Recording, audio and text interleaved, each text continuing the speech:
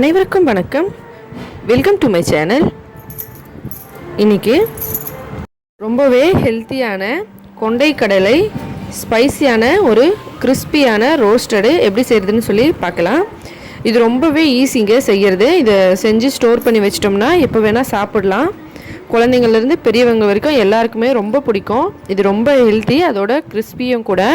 இப்போ வாங்க இது எப்படி செய்கிறதுன்னு பார்க்கலாம். அதுக்கு முன்னாடி என்னோட சேனல் நீங்கள் இது வரைக்கும் சப்ஸ்கிரைப் பண்ணலாம், மறக்காமல் சப்ஸ்கிரைப் பண்ணிக்கோங்க. அதோட பக்கத்தில் இருக்க பெல் பட்டனையும் ப்ரெஸ் பண்ணிக்கோங்க. இதனால் நான் எப்போ வீடியோஸ் அப்லோட் பண்ணாலும் நீங்கள் மிஸ் பண்ணாமல் பார்க்கலாம். முதல்ல இங்கே பார்த்தீங்கன்னா 1 கப் அளவுக்கு கொண்டைக்கடலை. இது ஓவர் நைட் சோக் பண்ணி வச்சுருந்தேன். நைட்டில் தண்ணியில் போட்டு மார்னிங் எடுத்தது.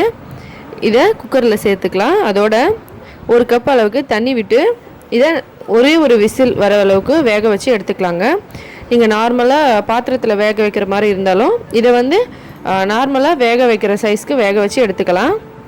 குக்கரில் வைக்கிற மாதிரி இருந்தால் ஒரு விசில் விட்டுட்டு நம்ம ப்ரெஷரை ரிலீஸ் பண்ணாமல் வேக வச்சு எடுத்துக்கலாம். இப்போ இது ரெடி ஆகட்டும். இப்போ பாருங்கள், இது ஒரு விசில் வந்தது. அதுக்கப்புறம் ப்ரெஷரை ரிலீஸ் பண்ணலை. ப்ரெஷர் அடங்கின பிறகு நான் ஓப்பன் பண்ணியிருக்கேன். இது நல்லா வெந்துருச்சு. இப்போ நம்ம ஒரு துணியை கீழே விரித்து அதில் இந்த கொண்டைக்கடலையில் எடுத்து வச்சுக்கலாம். உங்களுக்கு டைம் இருந்தால் நீங்கள் ஒரு தட்டில் வச்சு வெயிலில் கூட காய வச்சு வச்சுக்கலாம். இல்லை நான் உடனே செய்ய போகிறேன், வெயில் கம்மியாக இருக்குது அப்படின்னு நினச்சிங்கன்னா நீங்கள் இந்த மாதிரி ஒரு காட்டன் துணியில் நம்ம வேக வச்ச இந்த கொண்டைக்கடலையை இப்படி எல்லாத்தையும் விரித்து வச்சுக்கணும். விரிச்சிட்டு அதுக்கப்புறமா இந்த துணியில் லைட்டாக நம்ம தொட்டு எடுத்தோம்னா அந்த ஈரப்பதமெல்லாம் போயிடும். இதை இப்போ எல்லாத்தையும் முதல்ல நம்ம இந்த காட்டன் துணி மேலே வச்சுக்கலாம். எடுத்து நம்ம எந்த அளவுக்கு வேணால் செய்யலாங்க. அளவு எந்த ஒரு இது இல்லை. நம்ம எவ்வளோ வேணாலும் கொண்டைக்கடலை எடுத்து செஞ்சுக்கலாம். இது நம்ம கையில் தொட்டால் நம்ம கையில் அந்த ஈரப்பதம் ஒட்டாமல் இருக்கணும். அந்த அளவுக்கு நம்ம இதை தொட்டுட்டு கொஞ்ச நேரம் அப்படியே வச்சிடலாம். துணியில் தொட்டு எடுத்த அப்புறமா இதை ஒரு அரை மணி நேரம் அப்படியே வச்சுட்டேன். இப்போ பாருங்கள், இந்த மாதிரி எடுத்தால் கையில் அந்த ஈரப்பதம் ஒட்டக்கூடாது.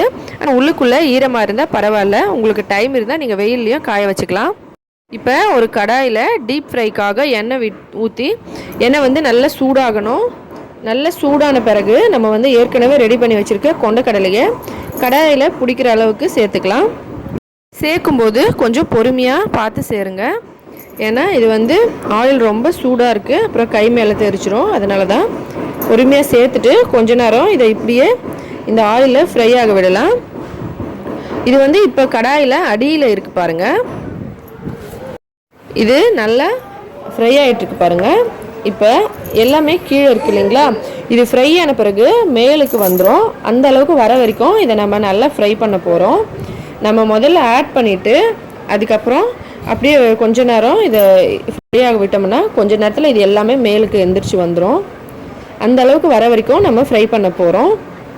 அதோட நல்ல கலர் கோல்டன் ப்ரௌன் கலர் ஆகணும். அப்போ தான் நல்லா கிறிஸ்பியாக இருக்கும், ரொம்ப டேஸ்டியாகவும் இருக்கும்.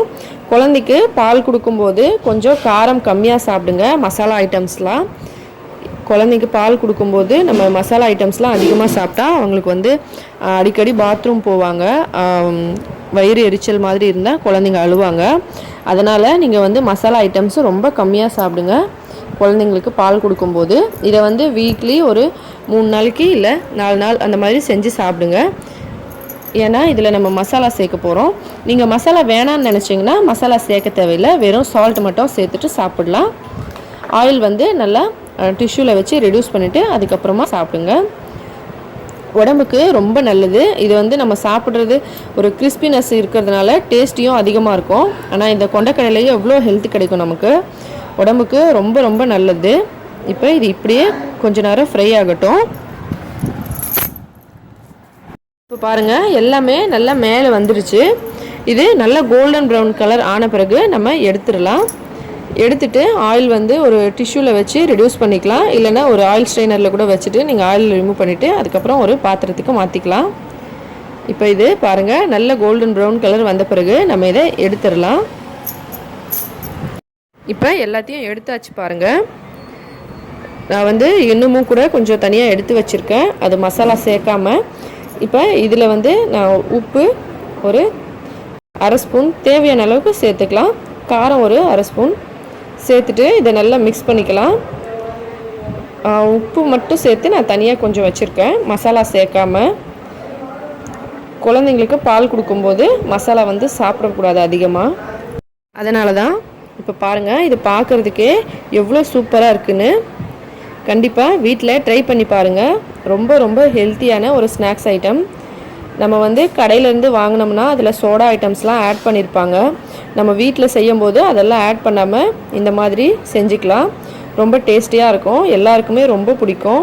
இந்த வீடியோ உங்களுக்கு பிடிச்சிருந்தா லைக் பண்ணுங்கள், உங்களோட ஃப்ரெண்ட்ஸுங்களுக்கெல்லாம் ஷேர் பண்ணுங்கள். எங்களோட இந்த சேனல் உங்களுக்கு பிடிச்சிருந்தா சப்ஸ்கிரைப் பண்ணிக்கோங்க. மேலும் இதே போல் இன்னும் பல வீடியோஸ் பார்க்குறதுக்கு இந்த வீடியோவை பார்த்த அனைத்து நண்பர்களுக்கும் மிக்க நன்றி. வணக்கம்.